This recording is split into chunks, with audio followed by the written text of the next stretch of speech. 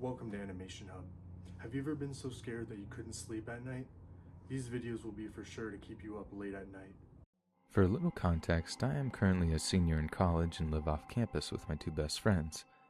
This time of year, particularly around Thanksgiving, my friends try to help me stay busy as it is typically a difficult time for me. My mother left our family the week of Thanksgiving when I was 8 years old, and my dad passed away 5 years ago on November 22nd. So as I said, it's a pretty easy time of year to get myself down in the dumps if I don't stay active. Every year for the last 3 or 4 years, I have gone to one of my friends' houses to celebrate Thanksgiving with their families. But this past year I decided I wanted to just stay home and have a mellow long weekend. I figured I could catch up on work as well as my schoolwork, which was pretty far behind. My roommates and I didn't live particularly close to the university. We lived in a suburb about 15 to 20 minutes outside of the school. This was nice because we didn't ever have to host any parties. We could just attend them near campus and head back home afterwards. Anyways, there was one house on our street that didn't quite match the others. It wasn't that the house was worse than the others, but it had no landscaping and desperately needed a fresh coat of paint. My roommates and I knew the owner as he introduced himself when we moved in a few years back. His name is Jacob. He's about 5'6" and probably weighed 100 pounds soaking wet. Every time we've had an interaction with him, he was always very nice and polite. He even helped us fix our porch light when it broke last summer. He seems to be very cordial with everyone in the neighborhood and has helped numerous people with small handy jobs similar to the one I just mentioned. On the Wednesday night leading up to Thanksgiving, my two roommates went back to their families' houses in their hometowns. They both asked several times if I was 100% sure I wanted to spend Thanksgiving alone and that I'd be fine by myself. I honestly thought I would be, and thought perhaps enough time had passed that I could just focus on other things and not dwell on the past. I stocked up on Mountain Dew so I could stay awake after my assignments to play some PlayStation. At about 9 or 10 p.m., I went up to my room to throw on some sweatpants and grab the blanket for my bed. I glanced out my window and saw Jacob sitting on his front porch with the two porch lights on. I didn't think anything of it and went downstairs into the kitchen and made a peanut butter and fluff sandwich. I would say I was in the kitchen for probably about 5 minutes or so, finishing eating and doing a few dishes. When I finally sat down to play some games, I thought I heard something hit the front bay window, so I went to take a look. At first, I didn't see anything, but then noticed that Jacob had now turned the porch lights off and was standing on his front lawn, staring at the house with his head tilted like he was looking towards the windows upstairs. A little creeped out, I tried calling one of my friends who knew I was still in town to see if she wanted to meet up or stop over to hang out for a little bit. She didn't answer, so I sat on the couch for a couple of moments trying to figure out what to do. He was still standing there staring and seemingly moving a few feet closer to our property each time I looked. I wasn't sure what to do. I couldn't call the cops. He hadn't done anything except freak me out a little, and to this point, he hadn't even stepped on my property. After another few minutes, I looked out the window again and saw Jacob now on our lawn looking at the corner of the house. At least that's what it looked like he was staring at. At this point, I wasn't sure what his intentions were, and I didn't want to find out. Perhaps I was blowing this out of proportion, but I was legitimately scared. I grabbed my keys and phone and a few other items, thinking I would just drive to campus. Maybe the library was still open, even though we were off for the holiday. I kept all the lights on so I didn't seem like I was leaving and decided I was going to sneak out the back door. As I quietly sneaked through the yard, I turned the corner to quickly get to my car, and there was Jacob, standing in our driveway. I asked him what he was doing in the driveway, and he put his finger over his mouth to make a shh noise. I slapped him as hard as I could and made a run for it past my car. My instincts and adrenaline told me to just run until I found someone or someplace else. As I got about a block or two down the road, I saw a bunch of cop cars pull up towards the area of my house. Confused, I began to go back towards my house, thinking perhaps another neighbor saw Jacob stalking outside of my house and called the police. As I approached the house, one of the officers asked my name and if this was my residence. I confirmed the information, and what I heard next is still the most horrifying and disturbing information I had ever received. The officer stated that Jacob reported that he was on his porch when he saw me from across the street. He saw me walk out of my upstairs bedroom, and as I walked away out of the room, he saw a man come out of my closet. Apparently that was why Jacob was looking into my room when I saw him the first time, and also why he was looking at the corner of the house. He was following the intruder who was now walking into my roommate's room. When I last saw him outside my house before I slapped him and ran in terror, Jacob stated that the random guy in my house had made it to the downstairs. Jacob was trying not to make any noise as not to alert the person inside, fearful he could be violent or dangerous. As soon as he saw the man in the house, Jacob called the authorities and did his best to try and defuse the situation and not bring any alarm to myself or the intruder. The person inside the house was arrested and taken away. He didn't have anything on him other than a knife, so it is unclear if he was attempting to rob the home or was planning something more sinister. Either way, I couldn't express to Jacob how much gratitude I had for what he did. He even tried apologizing for how he handled the situation, stating that there were probably things he could have done differently to make sure I was safe and aware of the situation. Unfortunately, this experience adds another mental scar to this time of year that will take a long time to get over. But one thing I can be sure of is that I will never spend a Thanksgiving holiday alone again.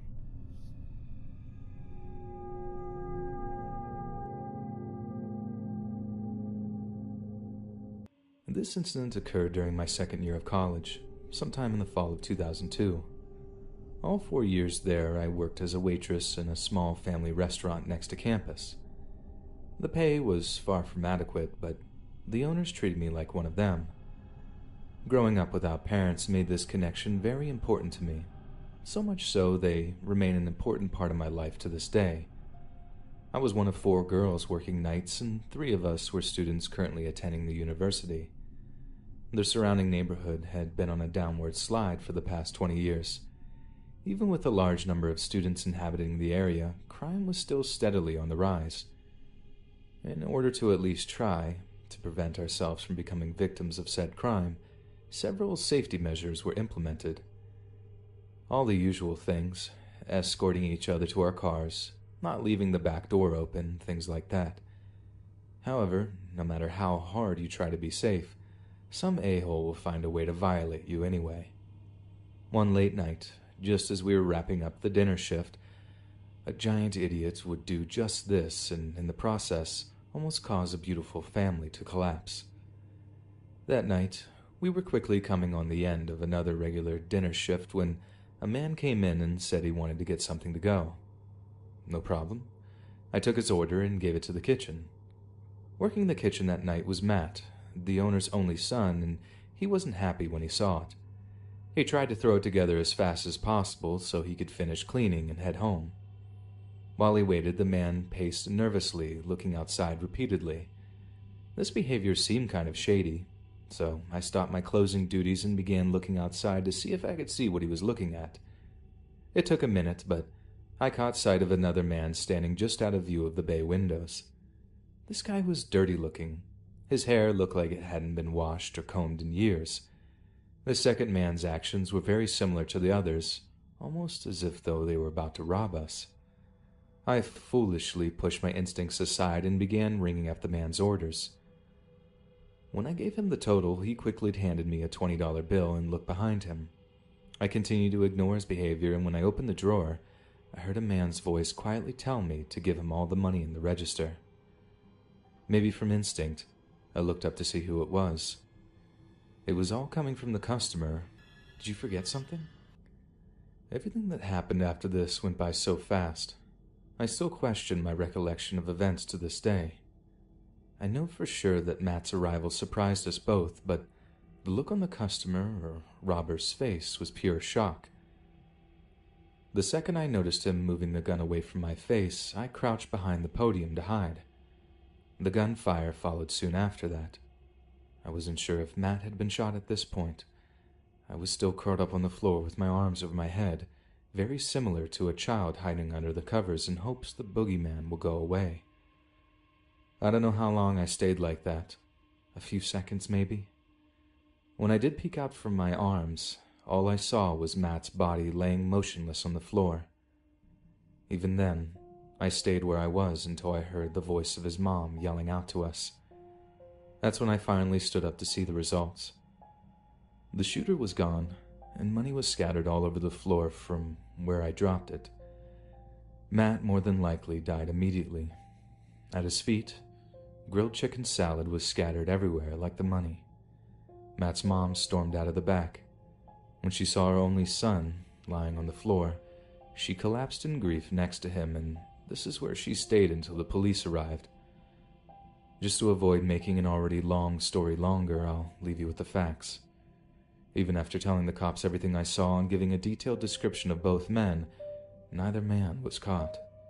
The family closed the restaurant for several days after the shooting and stayed that way until a few days after the funeral.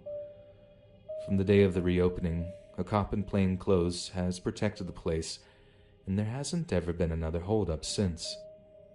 My work at the restaurant would continue for the remainder of my time at the university. I was shaken up for quite a while, and may have been for far longer if it wasn't for the love and support of the family. We seem to have served as a coping mechanism for one another, and through the shared pain of Matt's death, brought closer together. After I graduated, I moved on and am currently living in Atlanta with my partner. The restaurant continues running 5 days a week and doing well. It seems the neighborhood may be on its way up. In the last year, several large companies have opened branches, and the continued growth has proved to be a positive thing for all concerned. Allison, the matriarch of the family, recently told me on a phone call that she was willing to put up with the hipsters that were slowly invading the area. After all, they were a big step up from the murdering crackheads that had been seen there before. I'm not sure if this is the creepiest or the most disgusting thing to ever happen to me, but here it is. I'm a 17-year-old female, and this happened about 3 months ago. Me and my friends always liked to go to McDonald's after we had a good yoga session. You could call us regulars. We probably did yoga together 2 or 3 times a week, and it wasn't a class or anything. It was just me and 3 of my friends. We had another friend, Olivia, who occasionally joined us, but she was kind of flaky. If she didn't feel like doing yoga that day, we just went ahead and did it without her. We had been in this routine for a couple of weeks at this point, and we always looked forward to getting some nice junk food. There was something about McDonald's that was like the guilty pleasure of my entire existence. I normally didn't get it otherwise, but I really looked forward to the couple of occasions that me and my friends went there. But this one experience was horrible. I had been there enough that I started to recognize the people that worked there. I never had conversations with them, but I knew their faces well enough to spot when someone new was in the back working. That's exactly what happened this one Wednesday afternoon. I noticed this guy with really thin hair. He had a really creepy face, and I'm not sure how to describe it exactly. His eyes were humongous.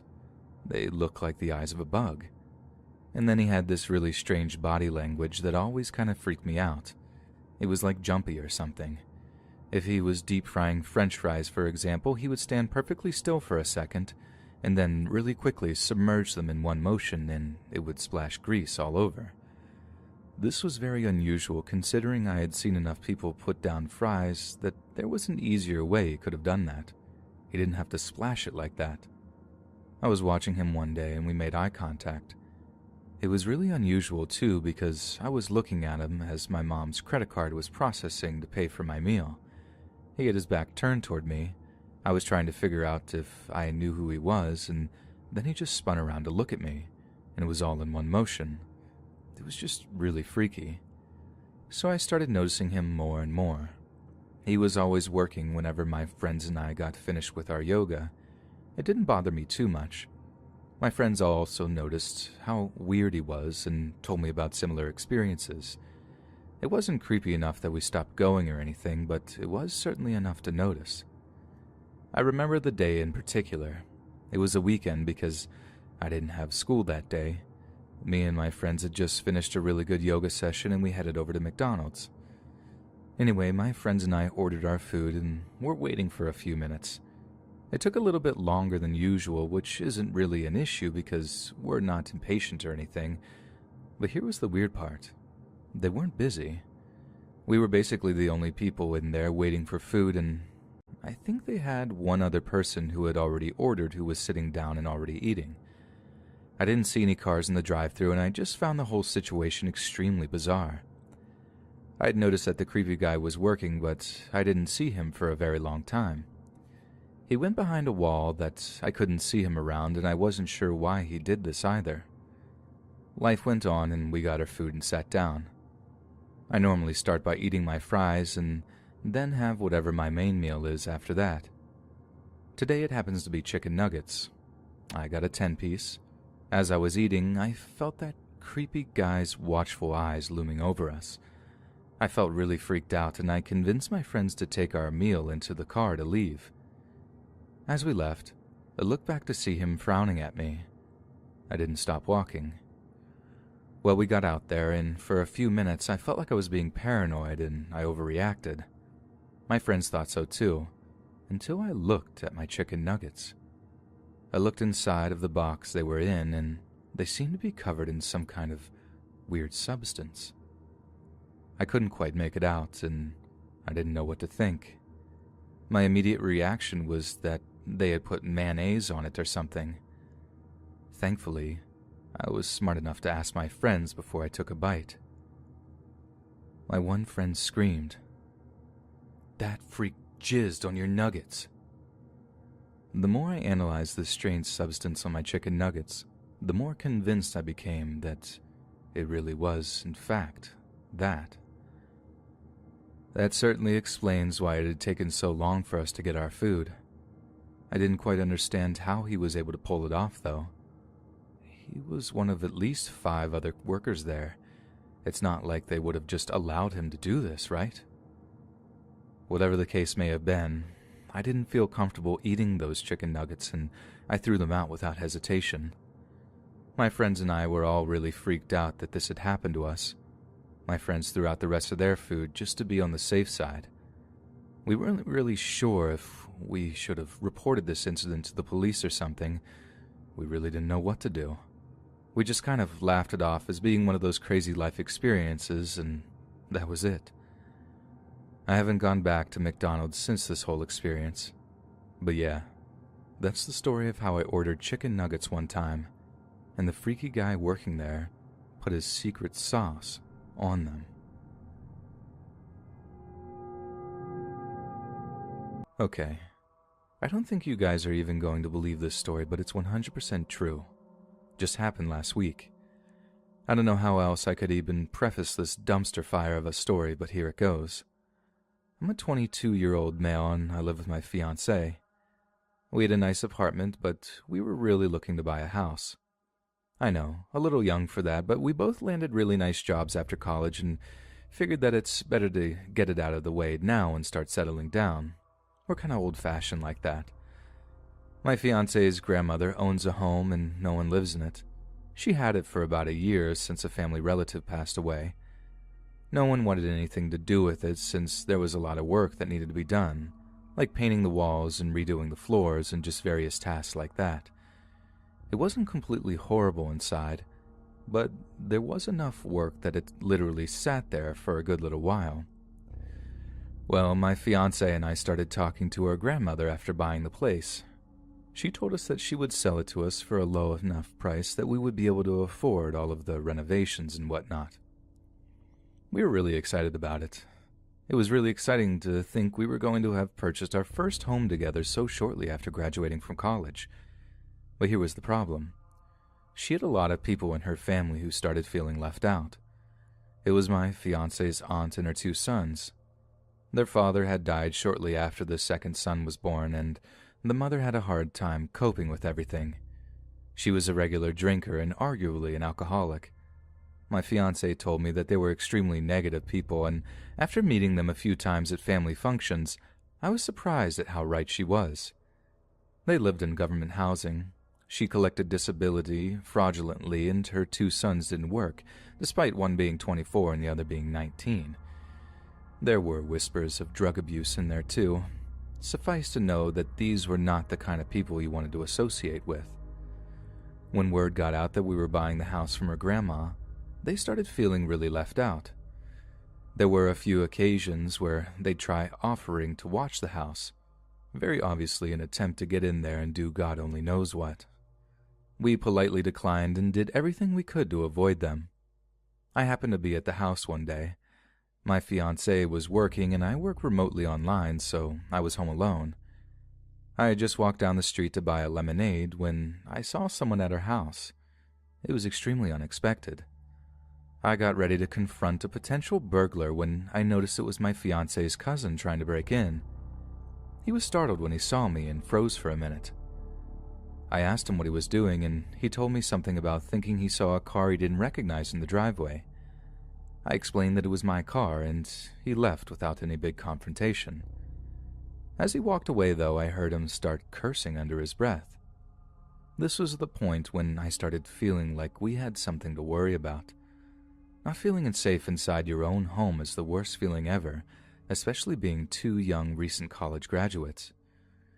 We both worked really hard to make this happen, and the idea that it made us feel unsafe there really bothered us. I still didn't even understand what they wanted out of the whole ordeal. They didn't have enough money to afford the property tax alone. Forget about utilities and anything else. About 2 weeks went by without any kind of confrontation. I had falsely convinced myself that they'd finally leave us alone. I was dead wrong. We went to McDonald's one day, exactly 1 week ago today, the day I'm writing this. Me and my fiancé both just wanted to be out of the house for a little while. Considering we were in the process of buying a house, we didn't want to go eat anywhere expensive, so McDonald's just seemed like a logical decision. Now, before I continue, I feel the need to explain something about my fiancé and I. We are normally very serious people. We work very hard and we're both kind of workaholics, but when we get together to have some fun, we go hard.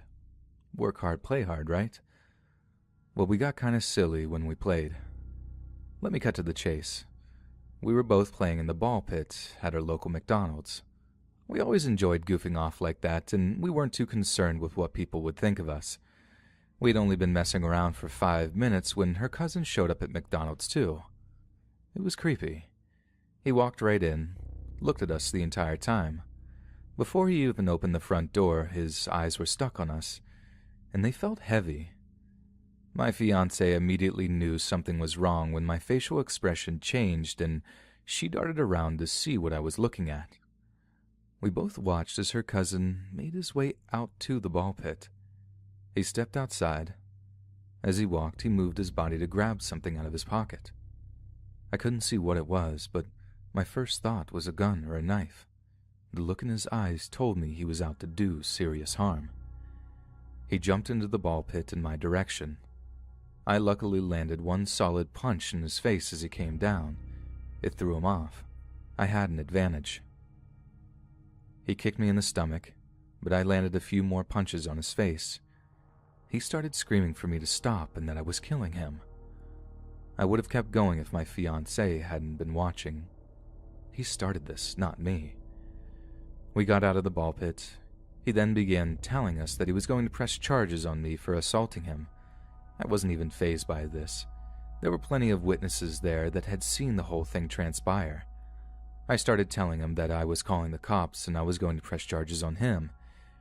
He got really panicked and ran back to his car and drove off. I'm not going to lie to you. This whole thing really shook me up. I didn't know what to think. I didn't know what to do. I looked around online and found an easy solution. A restraining order. My fiancée and I had both gotten restraining orders on her aunt and her 2 cousins. I didn't know why we didn't think of this sooner. It really solved the issue, and once they understood that we had a restraining order against them, they buggered right off. I haven't seen or heard from them since. And thankfully, and hopefully, that's the end of my story. My name's Gerald and I'm 22. For the past year, I've encountered a buttload of crazy people and have accumulated even more crazy stories. While most of them would make you laugh, the one I've chosen to share was terrifying while it was happening and still gives me shivers when I remember it. A little more than a year ago, I applied for and got a job at my favorite convenience store across the street from my house. I'd moved there my sophomore year in college and decided to stay after I left school. This little store has served as a savior to me. Living as young men often do, I had very little money, but I was always confident I could find something to fill my belly regardless of how much was in my pocket at the time. So, when the time came I was no longer able to rely on my parents for money, the corner store was the first place I went for a job. I was in luck. Only the day before, one of the employees was fired for stealing from the register. I took his place, and I've been here ever since. Like any other corner store, we sell alcohol. Beer, wine, liquor, the whole boat. Naturally, this makes us a beacon for the local drunks. These folks have served as countless hours of entertainment. While most are harmless people, on one specific occasion, a horribly violent outburst occurred. It was a quiet Saturday night, about an hour before close. Most of the regulars had made their appearances, a few more than once. The two involved in this incident had been in around 7 p.m. and had just returned. They were, or at least appeared to be, a couple. I'd seen them around the neighborhood since I moved in. The owner of the store said they'd been customers since he bought the store, and that was 13 years ago. Although they were not very talkative when they came in, I never had any reason to believe either could be violent. However, that night something had changed. Upon arriving the second time, they went straight to the cooler containing the quart and 40-ounce size beers. Nothing out of the ordinary, as I said, but tonight an argument between the two started soon after their arrival. Initially, I couldn't hear what it was about, but soon I could hear everything they said across the store. I minded my own business for a while, but once the female began screaming curse words at the man, I felt like I had to at least get them to take it outside. I wasn't sure what to say, but I began my walk to the opposite side of the small store. Before I was halfway there, the man started screaming back at the woman. I'm not sure exactly what she had said to him, but it had obviously infuriated him. Mere moments before, he had taken a quart bottle of Busch or some other cheap beer from the cooler. All of a sudden, he began striking down at the woman's head with it. I'm not sure if he thought it would break or if he intended on hurting her with the nearest thing, but strike after strike he continued. It was a horrifying thing to witness. I blame the entertainment industry for giving people the false impression of how easy it is to break a beer bottle over someone's head. I assure you, it's very hard. Following the fifth or sixth strike, the woman had dropped completely to the floor and stopped moving. The guy stood over her for a moment, but looked up when I assume he heard me running towards him. The second he saw me, he ran out the side door and disappeared into the darkness. The sight of her laying there made me sick to my stomach. The blood dripping from her ears was almost as shocking as the ever-growing pool around her head. It seemed like a bad idea to touch her, so I made the decision to let the paramedics check her for a pulse. When they arrived, she was still alive, but they didn't have much hope for her survival. The cops certainly weren't in any hurry to get there, but when they did finally arrive, 45 minutes later, I filled them in on all I had seen. From the way they reacted, I got a strong feeling that they were very familiar with the two. While on shift, a few days later, my boss called with some news. The female was brain dead, and her family had made the choice to let her pass. The cops had picked the guy up the following night. From the description my boss gave me, he didn't even seem to remember what had happened. The doctors that examined him said that it's likely he truly may not remember what he did, because of the many years of alcohol abuse had possibly destroyed his brain. Sounds like he might not get the full punishment due to him under the law. I'm not really sure how I feel about that. Sometimes, it seems like people really do get away with murder. During my time in college, I had a friend whose dad owned an 800-acre piece of land in eastern Texas. In the past, he leased it out to hunters and paper companies, but was no longer doing it. He had built a cabin on the land a few years before and would let us go out there from time to time to mess around. It served as a great way to relax from the pressures of school and getting closer to nature. The spring break of 1997, we loaded up our trucks and headed for the cabin. Our plans included shooting guns, drinking beer, and other things rednecks like us do in the woods. Our first morning kept us pretty busy cleaning the cabin and moving all our stuff inside. Around dinner, we made a big fire outside and cooked a bunch of steaks and fried potatoes. We skipped dessert and broke open some beers. The sun went down not long after, and for the remainder of the evening we got loaded and passed around a joint or two. At some point in the night, I heard a shuffling noise outside and went out to check on it. The fire was barely burning at that point, and just outside of its light, I swore I could see the shape of a man standing completely still. From what I could tell, he was facing me, perhaps waiting to see what I would do. I blinked my eyes real hard to get a clearer look, but my position and the lack of light made it hard to see clearly. The shape continued to stand still, so I decided I'd walk up a little closer in hopes of getting a better picture. The thought terrified me, but I was transfixed by the being, or perhaps I was still too intoxicated to make wise decisions. I took 2 steps forward, but was distracted by a voice behind me. My friend had woken up and noticed the door was wide open. So he got out of bed and saw me walking around the fire. His voice caused me to jump a little, but I soon realized who it was speaking.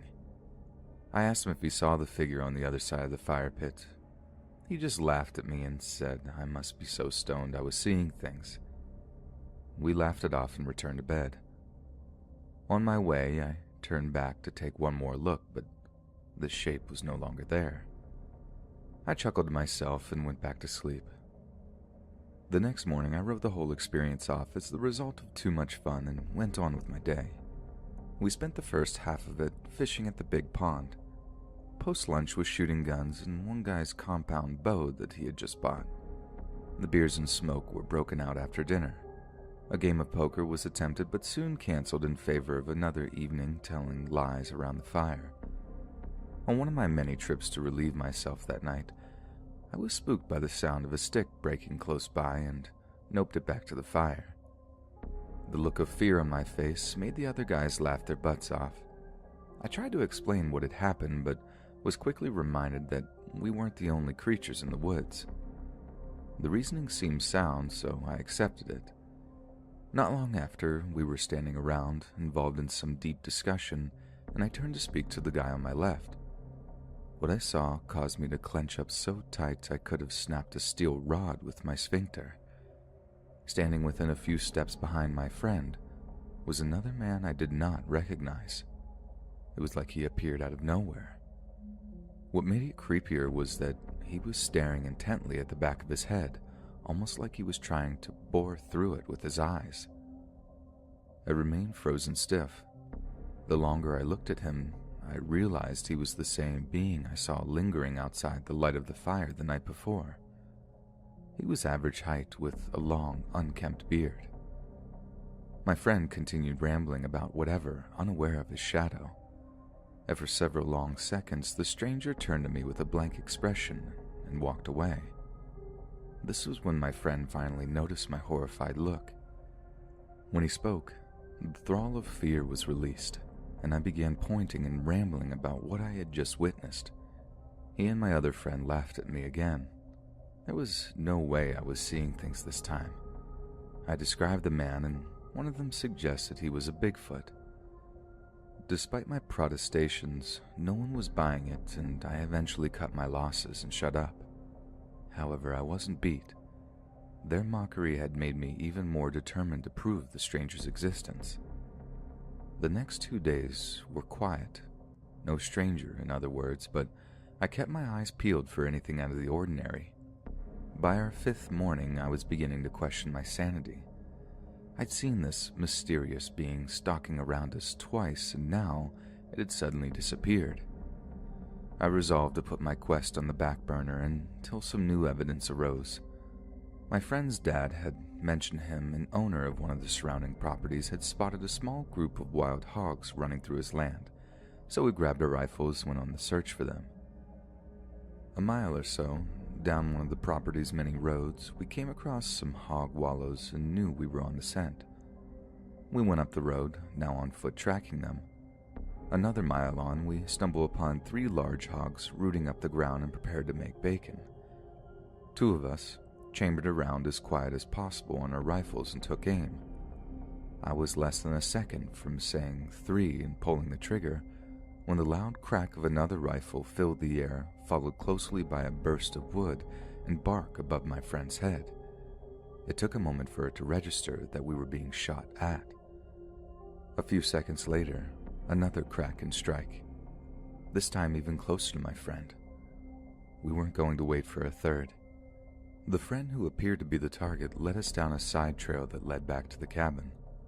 No more shots followed as we fled.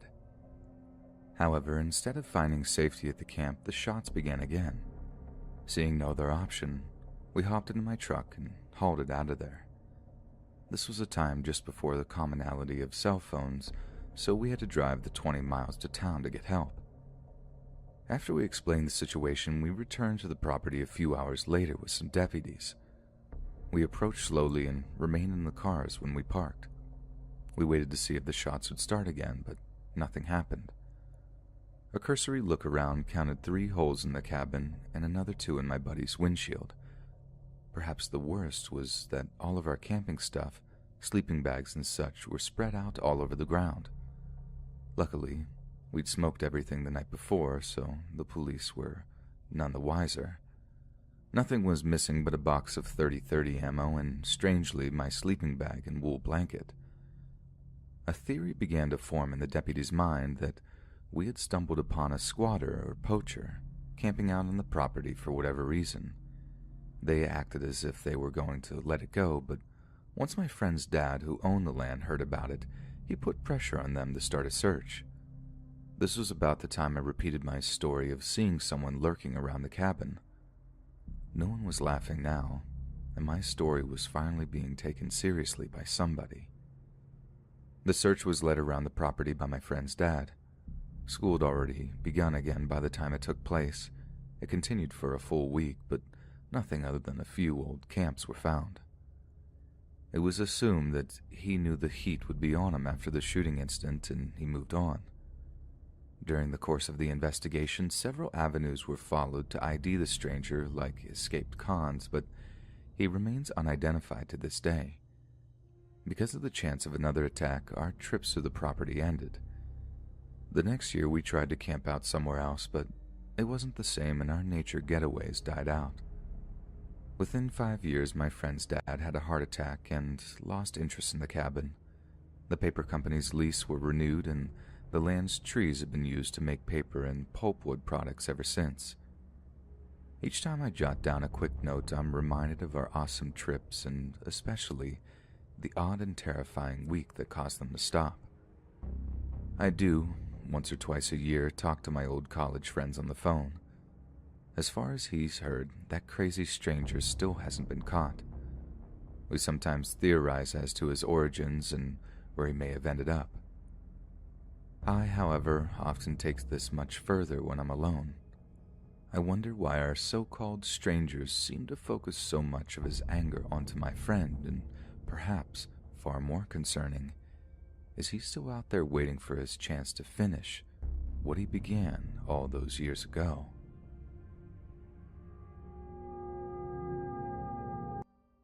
I live in a major city in Texas. My apartment complex is gated and in a good neighborhood, but the security isn't extremely tight.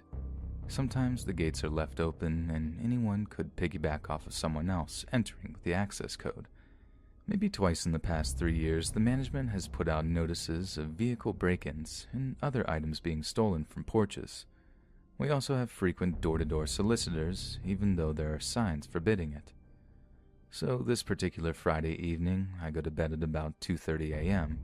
For some odd reason, I was having trouble getting to sleep, so I put on a podcast to listen to and eventually start to doze off. I become aware of a noise that sounds like a clicking sound, but it sounds like one of my upstairs neighbors making some noise. I kinda zone this out, as I'm used to my neighbors staying up late on weekends. After about 30 seconds, I realize the noise is extremely repetitive and getting louder. I then start focusing on it more intently, trying to isolate what it could be and where it was coming from. Suddenly it hits me. It's coming from the entrance to my apartment. I leap out of bed and head to the foyer. I identify the noise right away. The lock mechanism is moving back and forth rapidly, like someone is trying to unlock the front door. I can hear that an object is inserted into the lock and the person is jimmying it back and forth with a lot of force. I instinctively turn around, head to my bedside safe, unlock it with a combination, and pull out my .357 SIG pistol, load a 14-round magazine, and chamber a hollow point round. I head back to the door, and as I exit the bedroom, I see the lock twist and unlatch. I immediately pointed my weapon straight ahead, knowing that if someone comes through, I will have to make a split-second reaction. I decide that if someone comes through my door, I will give them a momentary chance to retreat, but if they do anything other than that, or enter aggressively, I'm going to shoot and ask questions later. They don't enter. However, because I had also locked the deadbolt inside only, when I first moved in a year prior, I remember thinking that the deadbolt was a great security feature, and I got in the habit of always keeping it locked when I'm home. In hindsight, this decision saved me from a life-or-death confrontation. Upon realizing that, I approached the door and looked through the keyhole. On the other side are 3 Asians, 2 men and 1 woman. All 3 are wearing hoodies, so it's difficult to make out their faces. The men have objects in their hands, but I can't make out exactly what. The 2 men are talking back and forth, probably trying to figure out why they can't open the door, even though they have successfully opened the outside lock at this point. The woman is also talking loudly behind the 2 men, such that anyone in the hallway would be able to hear her voice. She's talking in another language. The only words I can make out are blah blah blah, apartment 250, blah blah blah, and she keeps repeating that over and over like a broken record. Upon hearing that, I start to wonder for a moment if maybe they're just drunk and have the wrong apartment number. But that's impossible. To open my lock, they would have to have a copy of my exact key or some kind of lock-picking device. I've never copied my key or even given it to anyone. And here's the other thing. Not only is 250 not my apartment number, but, as I figured out later, that apartment number doesn't exist anywhere in the complex.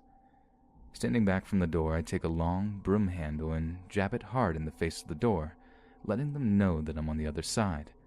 They immediately stop fiddling with the lock and take off running. I debate whether to call 911 and decide against it until they return. I know they'll be long gone by the time anyone gets there. It would be too risky to follow them to try and get a better description or license plate, and I don't have enough identifying info as it is to make an arrest.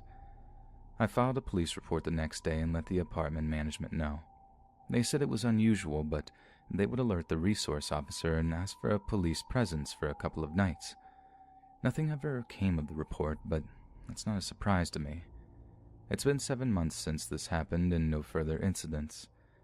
Nobody else in the apartment has reported anything similar happening. I don't think they'll be back, but one precaution I took was to buy a smart lock for the deadbolt, so I can leave that deadbolt always locked from the inside, even when I'm not home. It's crazy to think that the deadbolt was the only thing between myself and an armed confrontation with intruders.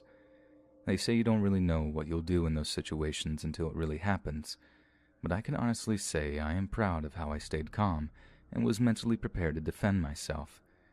If there's one good thing that came out of this, I feel confident that I responded the right way and was ready for the unthinkable.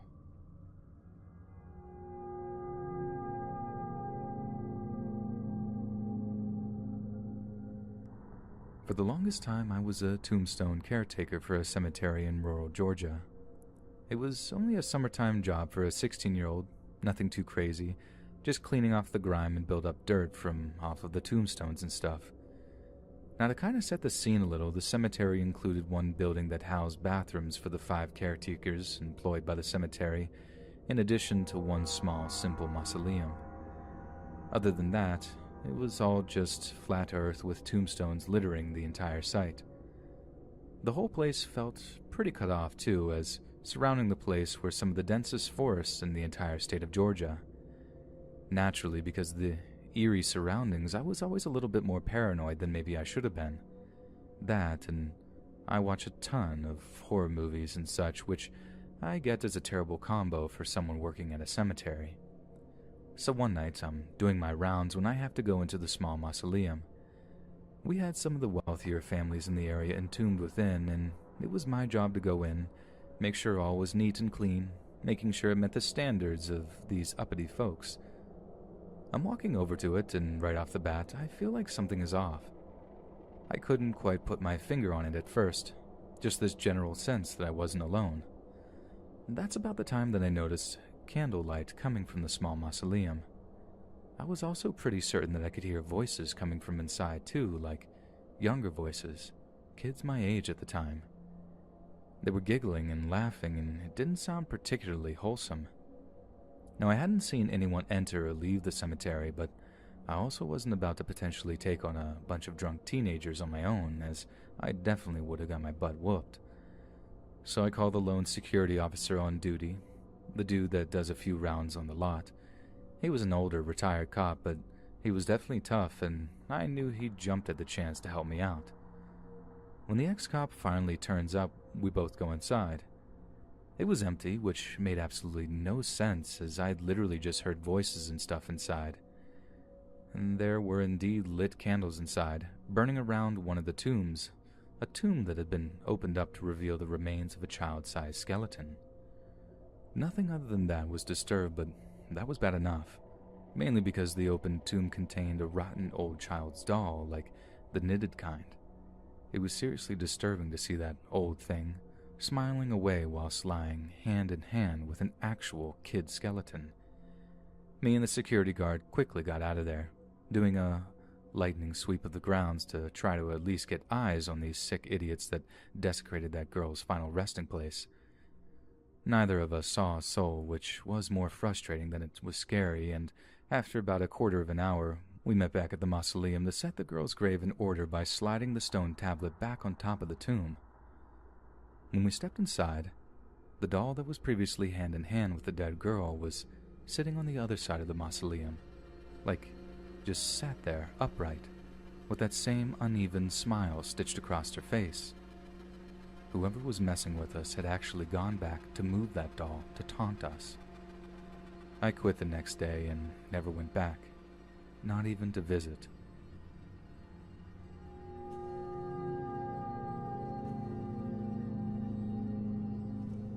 Okay, so years ago, my dad purchased a cemetery when I was in middle school, and I worked for him through high school graduation. I did yard work, mowing, weeding, tended to flower beds, etc., and aside from the occasional shadows seen out of the corner of my eye or hearing strange sounds, the cemetery was actually quite a peaceful little place. But the strangest is when you have a burial in the crypts. Basically, you dig down about 5 or 6 feet to expose a giant pair of stone slab doors. You pull the stone doors off and then drop down into a tiny, cold, dark room. These rooms can either fit 2 full-size coffins, 4 children's coffins, by far the hardest to deal with, or years and years worth of cremated remains. So back in the 50s and 60s, families would purchase one crypt and the entire family tree would be cremated and interred inside it. Some just put the cremated remains in it and close it up, but others lit candles and leave mementos, flowers and souvenirs, pictures and stuff like that. It's really creepy opening up one of those things after 50 plus years and finding all kinds of melted candles and old pictures of the deceased people inside. Not only that, but when you hop down in there enough times, eventually you have a weird realization that you are at the same level and completely surrounded by bodies. And that one day, inevitably, you're going to be joining them. Another time, my best friend and I were earning a little money over summer at the cemetery, working as groundskeepers when we were juniors and seniors. It was easy money. We got paid $5 an hour, mostly for edging or trimming and generally keeping the whole place nice and tidy. We raked a lot of leaves and dug a lot of holes that summer, but we also got to tear around the grounds in what was basically a souped-up golf cart with our tools in the back. There was a lot of dead flowers to dig up, not to mention a lot of empty liquor bottles, beer cans, and unfortunately, on occasion, even some used condoms. There was a widow who left scribbled notes on her husband's grave, almost all of them completely illegible. Also a lot of sodden stuffed animals left on the graves of children. It felt so wrong throwing that stuff in the trash, and take my word on it that it sucked even harder than digging holes. It was annoying to work in the rain, and it rained often, but it was truly a gravy job, no puns intended. The creepiest thing I saw was one of the old-style baby dolls that had been left on a graveyard. Not inherently spooky, I know, but what creeped us out was the fact that it was badly burned, almost like someone had gone over it with a blowtorch or something. Not just that either. It had what we discovered to be these big iron nails that had been driven into the spaces its eyes should have been. Probably just some local college kids playing a prank or something. Heck, it could have been my buddy, but he never admitted to it. It just really creeped me out to see that thing one early morning when there wasn't another soul in sight. Having said that, there was something far, far worse I encountered while doing that job. It was the naked corpse of a young woman my age, left neatly with her arms at her sides one foggy Saturday morning. She had been strangled right there. Whoever murdered her had also bludgeoned her horribly. She was identified quickly, and it turned out that she was a student at a neighboring high school, but her clothes were never found, and to my knowledge, her murder was never, ever solved. My friend and I were grilled by police on 2 separate occasions, and honestly, I think that was the scariest part, knowing we were actually implicated in the murder. But we didn't know a thing, and each had alibis, so thankfully we were eventually rolled out, and thankfully, the cops never bothered us anymore. I just pray that she's resting in peace.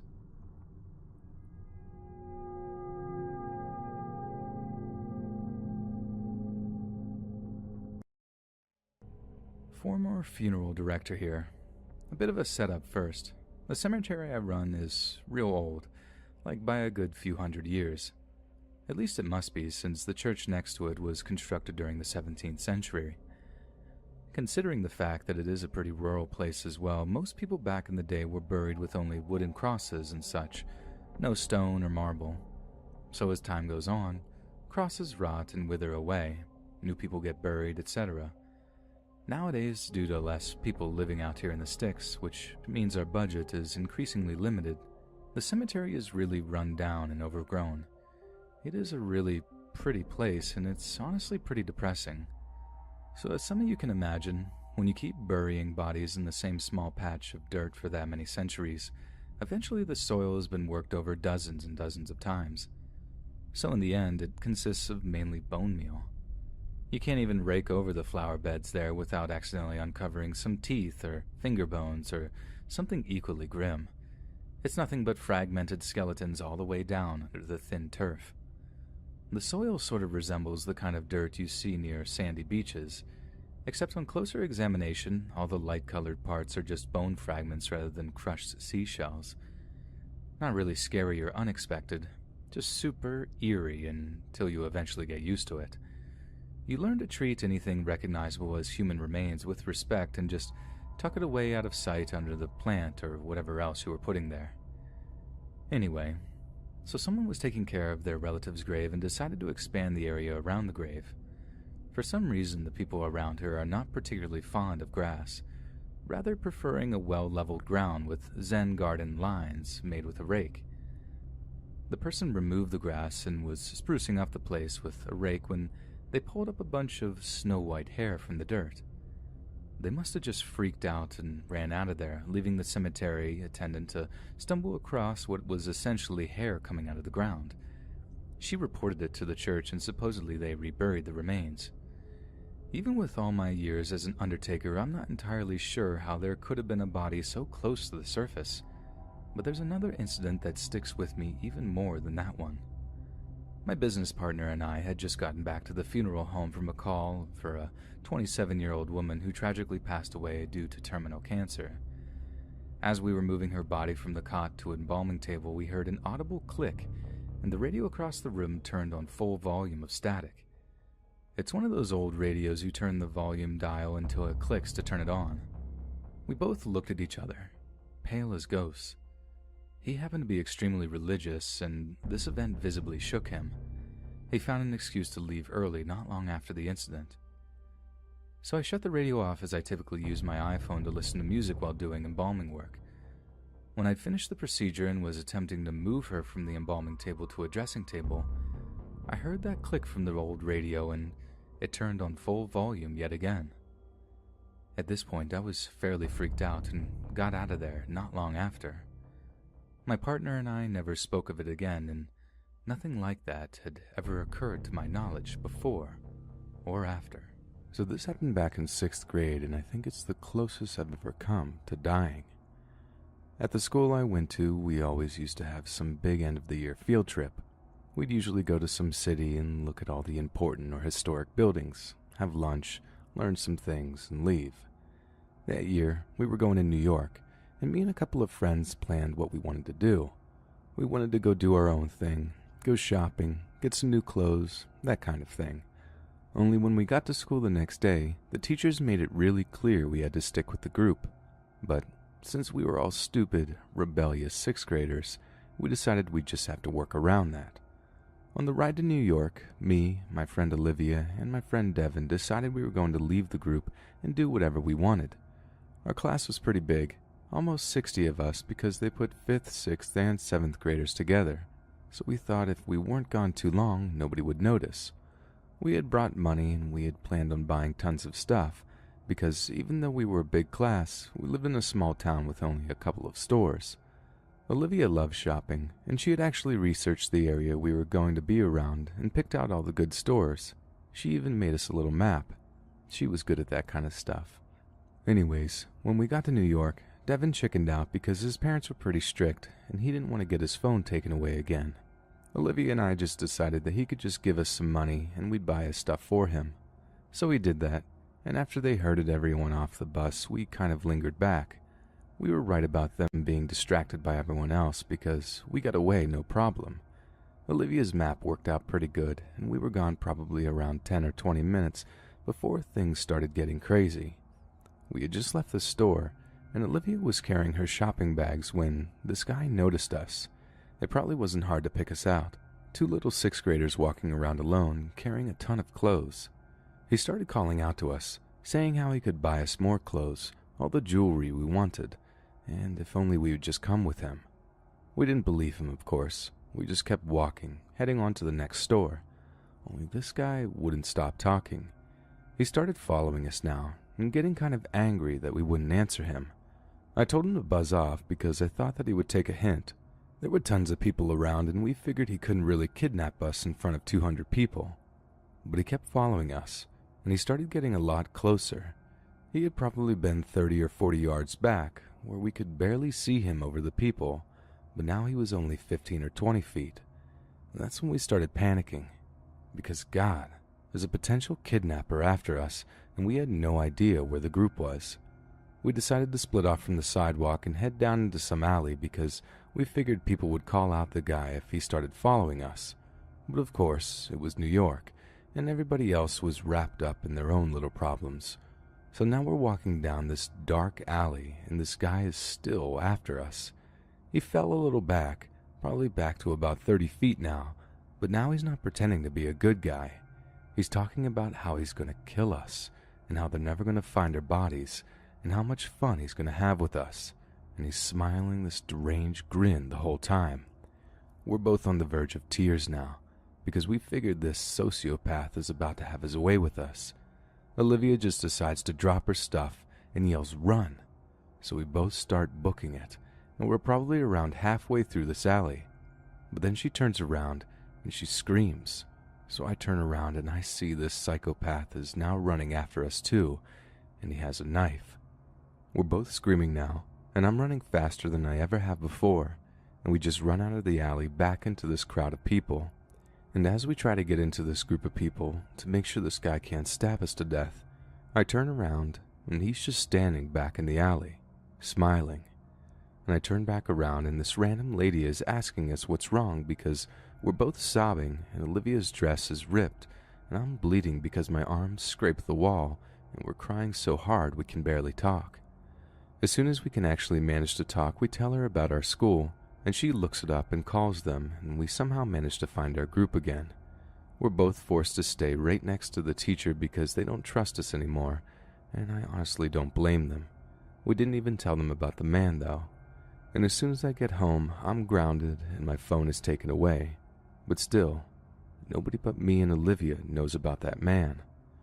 School ends a couple of days later and I get my phone back, so I text Olivia and she sends me a picture of our class in front of some important building and says, "Look in the bottom left corner." And that man is in it, mostly hidden behind some wall, but you can still see his face, smiling that deranged grin for the camera. We never really talked about the man again. I didn't want to bring it up, and Olivia didn't either. I'm terrified of cities now. I like to stick to a couple of towns near me, and that's it. There's a much lower chance of running into any psychopaths. This happened to me when I was in first grade, so about 6 or 7 years old. I'm now in my mid-20s. Every year, the first graders take a trip to the zoo, about an hour away from our town. I was a shy little girl, so I spent most of the bus ride staring out the window while the other kids were busy conversing with each other. A Jeep pulls up where I have a clear look into the vehicle and at the driver. We were on the interstate. I am seeing him playing with something under his shirt, all the while looking at me and then back at the road, back at me and so forth. One hand on the wheel and the other fiddling with whatever was under his shirt. I couldn't keep my eyes off of him, fascinated about what he was hiding. And then he lifted his shirt. And yep, I got a good look at what he was playing with the whole time. He freaking waved at me. Granted, I was a little girl and had never seen one before, nor did I understand why he was doing what he was doing. A girl that was near me asked what I was looking at, and then she got to see for herself. She started hollering, and I swear to God, all the kids on the bus ran to the window to see what was going on. The Jeep gunned off, and I'm sure it got off the next exit. I remember telling my mom about it when I got home, but then I just sort of blocked it out of my mind. It was only several years later, when I had 2 daughters of my own, that I recalled this event, and just last night I was talking to my mom about it, wishing that I had been more mature and had thought to get his license plate number or something. All I remember is that it was a Jeep or SUV of some type and some middle-aged white guy.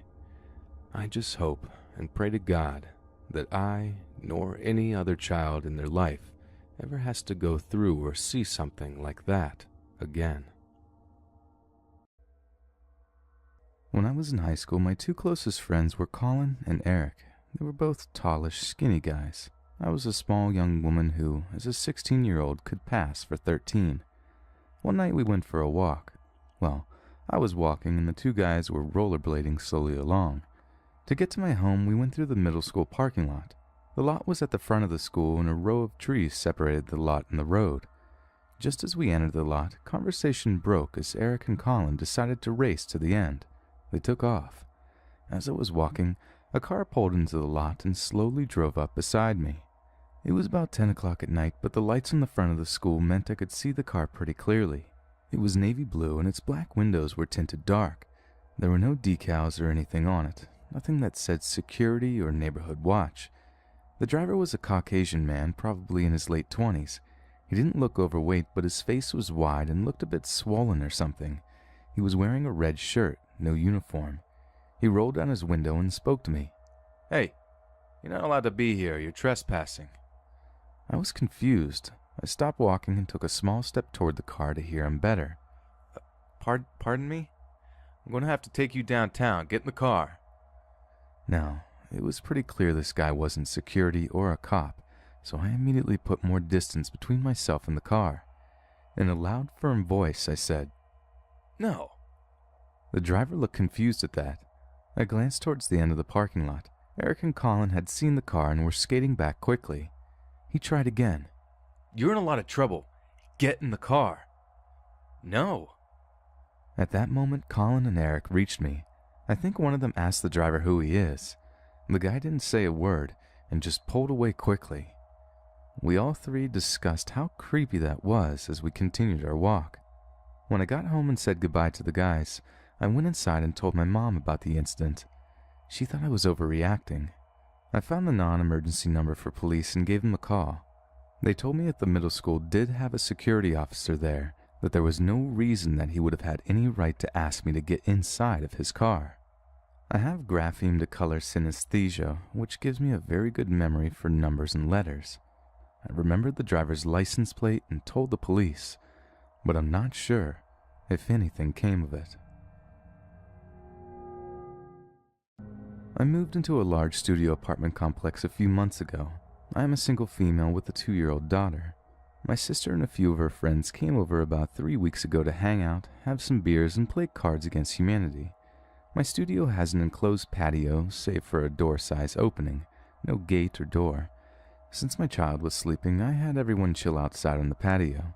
We were having a great time, joking, talking, and listening to low-playing music when the security guard entered my patio.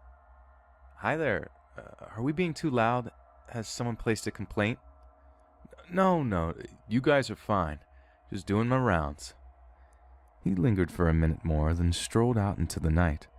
We continued our activities and didn't really give him a second thought. He returned about 25 minutes later, right after most of the group had left. Only my sister, her friend Cody, and I remained. He was an overweight, late 40s to early 50s white male and wore glasses. He strolls into my patio once again and strikes up conversation. We learned he is a retired cop that had quit the force after suffering a heart attack on duty. He states he had to undergo a quintuple bypass surgery, and after recovery, he started night security jobs. I felt sorry for him because of his medical history and sat and listened to him for quite a while. He must have stayed at least 30 minutes before my sister got uncomfortable and loudly announced that we were going to bed. He bid us good night and left. Once again, my sister said that she didn't like the way that he was looking at me, and she thought that he took a liking to me. I initially told her she was reading into it too much and that the dude was just lonely and had a long shift ahead. A week and a half later, my sister is visiting again and we are sitting inside my place talking. My studio has a black screen door, which is visible to see through, and a wood door. I had the screen locked and the wood door wide open to let some air in. My sister is talking to me and I have the sensation that someone is looking at me, so I glance up. The security guard is standing at the doorway of my patio, staring. I say hello, and he jerks forward, as if expecting an invitation in or something. But I turn my attention back to my sister, and when I glance back again, he's gone. This week on Tuesday, I took a shower and threw on my red silk Japanese-style robe. I was washing dishes for about 25 minutes and had poured a glass of wine. I turned from the kitchen to sit on my couch, and I strangled a scream. The security guard is almost pressed up against my screen door, staring straight at me through the foot-long crack of the wooden door. I was so startled and shaken, but the first thing I did was make sure my robe wasn't exposing me. I ran up to the screen. What are you doing? You scared me. No emotion and no apology. I was just doing my rounds. My scalp is crawling and I'm still shaky. Okay, well, I'm going to bed now.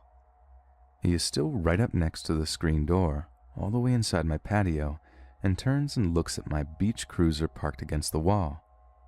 Oh, you have a bike? You should put that inside because someone could take it. Yeah, I'll get to it. I pretty much slam the door shut and lock the door. I sit down with the wine and calm my nerves. I was shaken up but wasn't sure if he really was being a creeper or just a lonely individual that was looking for someone that had expressed interest. After a debate with my friends and sister, I contacted the property manager. I was actually surprised at how quickly it escalated. They took my verbal incident report over the phone and just informed me today that the guy has been fired. The property manager told me to call the police if I see him on my premises again. Back when I was 17, I used to babysit for our neighbor, who at the time was a single mother who happened to be going through a particularly nasty divorce. She had 2 young sons, one of which was 8 years old, while the other was only around 18 months. They were absolutely adorable and very well-behaved kids, but you could tell that they were going through a lot, and the older one definitely showed signs of stress over the whole thing. And I'll never forget the time he asked me why his daddy couldn't live with them anymore, and it honestly broke my heart. Not because I didn't have an answer for him, but because to hear it would have just been too much to bear. Too much for anyone to bear. Anyway, after a few months of being alone, she finally decided to get back on the old dating horse. I was so happy for her. After such a rough time, she deserved to find happiness again, to find someone who had the wherewithal to be a real father to these 2 adorable little boys. So one night she leaves on her date and says she'll be back around midnight and not a moment later. Only she doesn't tell me exactly where she's going, and I have no way to contact her because this was back in the 80s and no one had a cell phone. Well, they did exist, but not in the available commercial sense. It was all landlines back then. Otherwise, this might not have gone the way it did. So on the night in question, I'm chilling on the couch, absent-mindedly flicking through the TV channels. I put the kids to bed an hour previous. They're sleeping like rocks, and everything seems fine and dandy. When suddenly there's a knock at the front door. I wasn't expecting anyone, but then again, it wasn't my house, so I felt kind of obligated to answer and take a message or whatever. Only as I started walking down the hallway towards the front door, whoever is on the other side starts banging against it and cursing up a storm. "Cheryl, I know you're in there. Open the door." Now, what was exactly said, I don't remember, but I'm not keen on repeating some of the words they used. It was really, really harsh. So I'm just frozen, looking at the door in total fright when the oldest boy came flying out of his room and down the stairs, running to the door and yelling, "Daddy's home!" I grab him, pull him away from the door. I had no idea what this guy's intentions were, and after all, they were probably divorced for a freaking reason. But I almost fainted with fear when I hear the words, "I got my shotgun in my truck, and tonight, I'm going to teach you a lesson you'll never forget." He screams this, but then I hear his footsteps move up the gravel path. It appeared he wasn't bluffing at all. And if that was the case, then our lives were clearly in danger. When he gets back, he's banging on the door and threatening to start shooting through it if no one opens. I grab both kids and run out the back door and across the street to my house where my mom calls the police. When the police arrive a few minutes later, they actually find the ex-husband taking a massive dump on Cheryl's porch. He was arrested, and I wait with the kids at my house for their mom to show up. Everyone was in tears by that point, even my mom, who was normally a pretty reserved woman. I mean, maybe he was just having a manic episode and no one was in real danger, but honestly, it was one of the most terrifying nights of my entire life.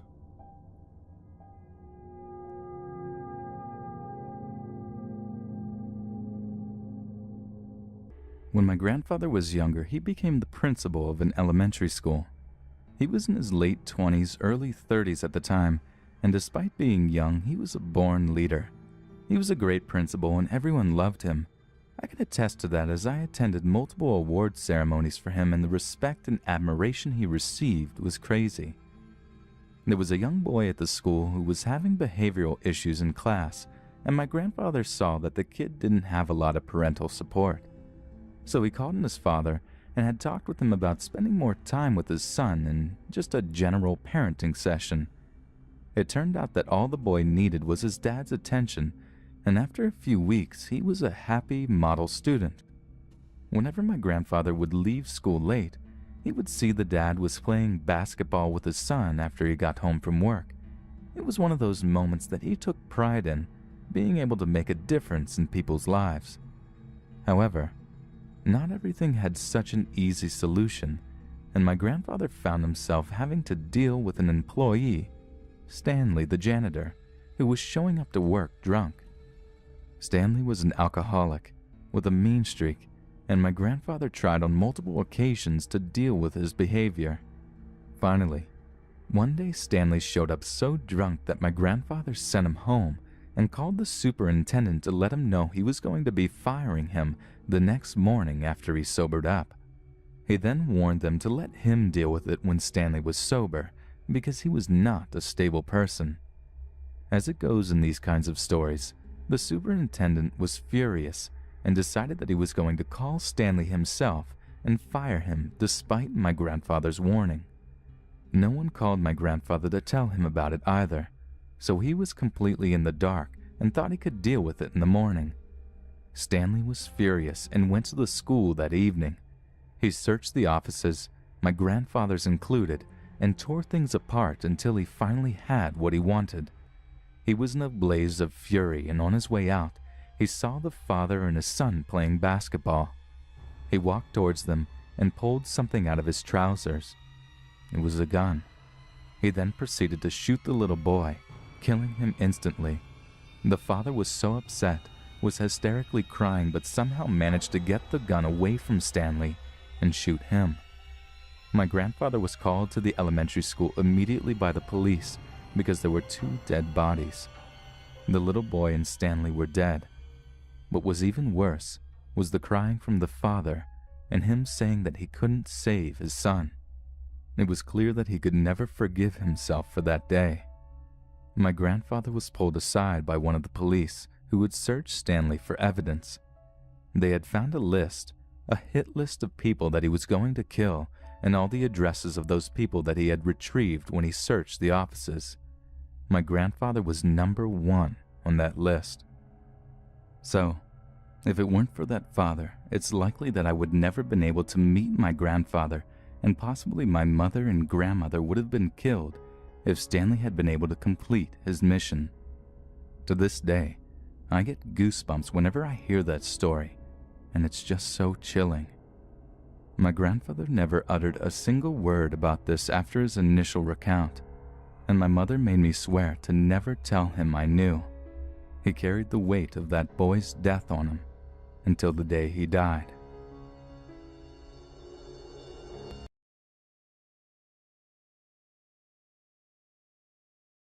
I live in a house compound, and one day me and my family were visiting a friend's house. After a couple of hours, my mom and my friend's mom asked us to go fetch something from my house. So we go back to my home, which is a long way from his, and the walk seemed uncomfortably long and creepy and had an eerie atmosphere for some reason. After ages of walking, we reach my house and we get the thing they needed, which was inside the house. So I unlocked the door and got the object, and I noticed the bathroom door was lit and the exhaust fan was on, which we usually turn off unless someone is using the toilet. But I didn't give that any attention and thought my dad was using the toilet since he wasn't in my friend's house when we left. So me and my buddy decided to wait outside the house for my dad to finish, and I occasionally went to the small window outside the bathroom and called for my dad, but I didn't get an answer. But I heard someone humming and singing, so I thought that he was having a good time. After a good half an hour passed, I started feeling uneasy and told my friend we had to leave because our parents are probably angry now. When we arrived at his house, we were shocked to see my dad sitting and talking to my friend's parents. We asked him, "Where were you?" And he said, "I didn't go anywhere. I just stayed here since we first came." This made me scared because my family had been here for 3 hours, and we just waited for my dad for 1 hour. I go ask my sister the same question and get the same response. Someone was surely in my bathroom. After the visit is done, we go back home just to find the front door, which I locked and unlocked, and the bathroom door was wide open. My family acted normally, but I was completely freaking out, and I couldn't get any sleep that night.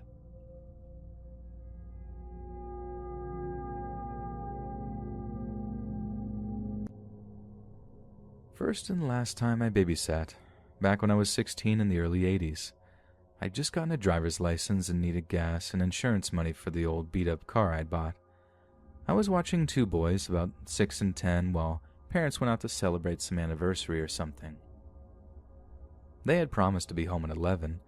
At the time, cell phones were pretty rare, so no way to contact them other than calling the restaurant. Evening was going great until about 9:30 when their large, aggressive Doberman goes crazy running around the house barking and growling before running into the basement, refusing to come up. Sort of freaks me out a bit because this dog is huge, aggressive, and very protective of the house and kids. I do a quick check of the house and kids and everyone was okay. I let the dog stay in the basement, put kids to bed at around 10 as instructed by the parents. Job done. So I'm watching TV at around 10:30 when, suddenly, I begin to smell something burning. Running into the youngest boy's room and find the oldest boy in bed with him.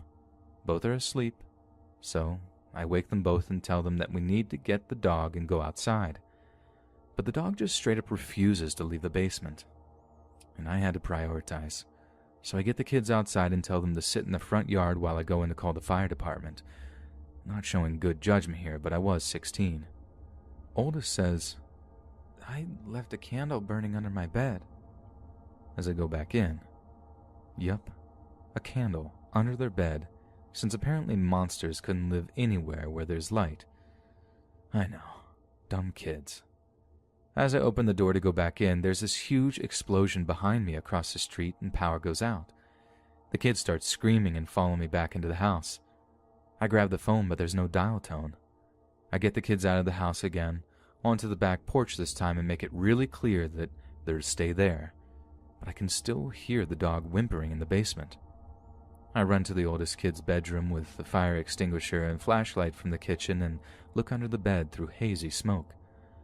The offending candle has gone out, but has burnt a hole in the box spring, which also has gone out. I flip the box spring and blast it with the extinguisher just in case. I then run to the front porch to see the transformer on a telephone pole had exploded. A lightning pole... What? Lighting the pole on fire and taking out the phone and electricity service for the street. I run and check on the box springs, which are still out. I open the bedroom windows to air out the room, then get the kids off the back porch into the living room onto the couch, where they both are just crying their eyes out. The oldest was apologizing for the fire, but insisted that if he didn't keep the candle lit, then, of course, monsters would get him. Fire department shows up for the transformer at around 11. Kids fall asleep on the couch at around midnight after watching the firemen across the street put out the transformer fire. And the power comes back on at about 1:30 a.m. The parents show up at 2:30 a.m. when they were supposed to be back by 11. They're somewhat buzzed and start complaining that the kids are not in bed and the oldest room is trashed with a flipped-over mattress and dry fire extinguisher powder covering the box springs. And to add insult to injury, they straight up refuse to pay me. The situation gets really tense, and would you believe it? The Doberman picks this time to come out of the basement and starts aggressively growling at me. Walked out with $1 to my name, and I never babysat again. Just out of college, and despite having a degree, it was almost impossible for me to get a job. Day after day, week after week, I sent out my resume to every game developer and computer company in the country, and a few in Europe and Asia. 6 months into this, my money was running very low.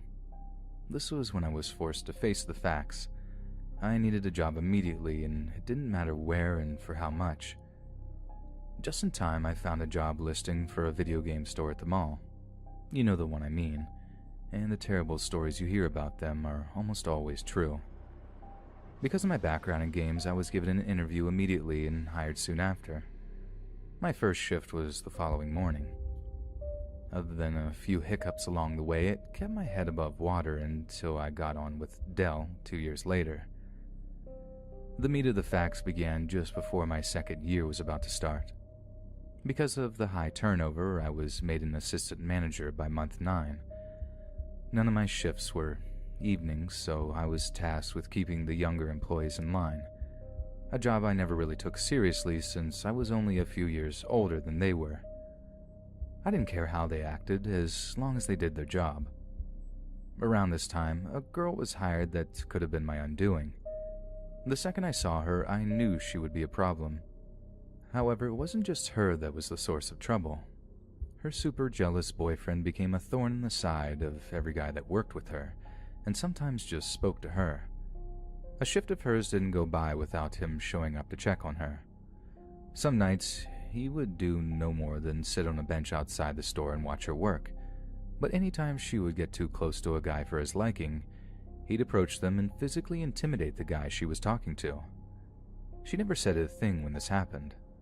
I actually think she kind of liked it, but it would be what would push her away from him in the end. She'd worked at the store for a couple of weeks before someone showed her the hallways that ran along the back of every place. She took advantage of the fact he wasn't aware of them, and this turned out to be a big mistake. If any person reading this doesn't know what I'm talking about, pay attention. You're about to learn something. I'm not sure how common this is, but some indoor malls, those built in the old way where each store inhabited an area that leased from the mall owner, there are a network of paths or halls that run behind each business. They're used mainly by the employees. The system allows them to enter and leave their jobs without being seen by the customers, although I'm pretty sure their intended purpose was to give janitorial staff an uncluttered pathway to maintain the spaces. That being said, in all my time at that job, I only saw a member of the cleaning staff a handful of times. Most of those times, they were sneaking a cigarette rather than working. Luckily, we could still smoke inside the building back then. No one said anything to the office if they caught you, probably because they were doing the same thing on their breaks. If we are all on the same page now, I'll get to the real story. Like I said, his jealousy, no matter how it turned her on, was at the same time pushing her away. On her breaks, she'd often sneak out the back and disappear for a while. Where she went, I had no idea or really cared. The boyfriend took forever to catch on, but when he did, he was super angry. She continued this routine for a few months, and just one day, she never came back to the store. I didn't attach any importance to this. It was during the holidays and work was a nightmare. It wasn't uncommon for employees to go on break after an especially hectic rush and not return. The turnover was simply that bad. Things got a bit more interesting about 4 or 5 days later. The police showed up and had some questions about her disappearance. I was like, disappearance? What's going on here? They then informed me that she had been reported missing the day after she bailed on work by her parents. She had never made it home, and they thought we may know something. The crazy thing was that when they visited her boyfriend's place to see if she was there, in addition to him not being there, after some digging, they learned that nobody had seen either of them for about a week. I was quick to make it clear that I didn't know anything. I had just assumed she got sick of the place and bailed. I guess they were happy with that. Never heard from them again. Time passed and the situation around her almost faded completely from my mind, until something really big in February happened and brought it back into crystal clarity. Some workmen were renovating one of the store's spaces for an incoming client, and once they had completed emptying the space of what the previous renters had left behind, they began the undertaking of finding the source of a terrible smell. Initially, it had been inferred that the smell was emanating from some old food products left behind in the space, but even after the clearing, the stink remained. The next theory was that an animal like a rat had died in the wall. It had happened before. So, before they went to the extreme of busting holes in the walls to find the source of the smell, they went next door to the adjoining space that was also empty and had been for some time. They spent close to an hour sifting through tons of old displays and leftover building materials. It turned out that the mall had been using this space for years as storage and the place was a mess. The two guys tasked with doing this were about to say forget it, when one of them stumbled upon the source of the stink, and it definitely wasn't a rat. Someone had taken a large piece of plywood and put it over a tiny little closet, thus making it invisible.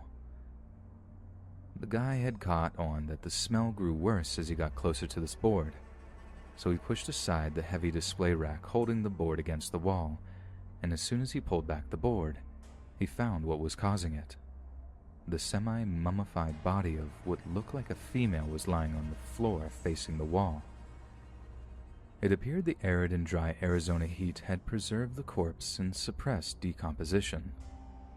This had to have been why it wasn't stinking up the entire mall and managed to remain hidden for so long.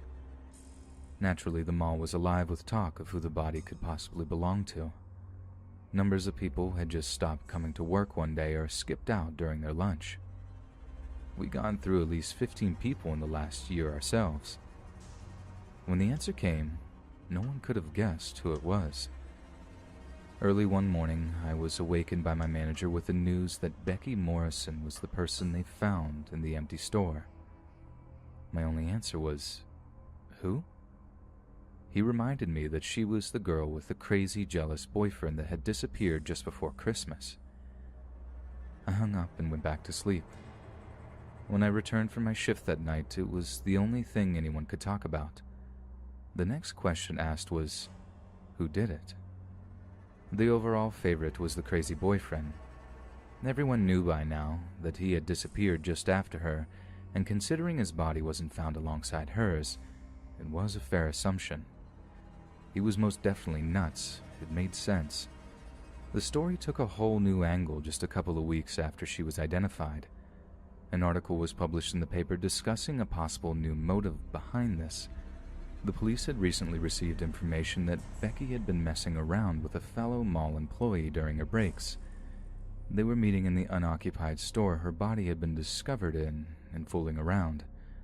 After following some leads, they were able to identify the employee. He was a 22-year-old guy working in the Hallmark store, but no name was given. He told the officers that he and Becky were supposed to hook up the day she disappeared, but he got holed up by the time he'd reached the empty space and she was gone. He figured she couldn't wait and returned to work. It was only a few days later, when the cops showed up at the mall to ask questions, that he heard she was missing. His mind went straight to the worst, and he was afraid he'd be blamed for it, so he said nothing. Then, when the news reached him that the boyfriend was also missing, it was too late. He figured if the boyfriend was hiding out, waiting for his chance to get him, it was best for him to say nothing, just on the off chance he didn't know for sure who the guy was. It all boiled down to him being afraid, and with what I knew, I could understand. What nobody knew, and still probably doesn't, is that her and I had a thing for a short while too. It wasn't long, but once is all it takes. I was the person who told her about the back hallways, after all. We slipped out there a few times to mess around. Fortunately, we never got busted. When she moved on to the next guy, I wasn't hurt. I knew she had a boyfriend anyway. Now you know why I had to act as if though I didn't care about her. We figured it was the safest thing for the both of us. Turns out we were right. I was overjoyed no one knew about us.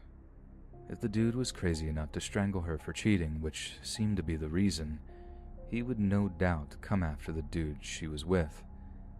I felt sorry for the Hallmark guy. It wouldn't take much mental math to figure out who he was, if he didn't already know, and since they still haven't found him to this day, the fear of her boyfriend popping up out of nowhere and putting some holes in him must have been real strong. I know I was looking over my shoulder for several years after.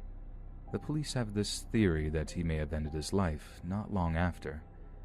There hadn't been any activity on his bank account or card for years, and I still wasn't taking any chances. 9 years later, a week doesn't go by that I don't think about her. An outsider may have seen her as an easy girl, but I still don't think of her that way. It struck me that she was just looking for a guy that would treat her well and commit to her for the long term without being psychotic about it. She was genuinely a good person, and certainly didn't deserve the end she had, but then again, I can't think of very many that do.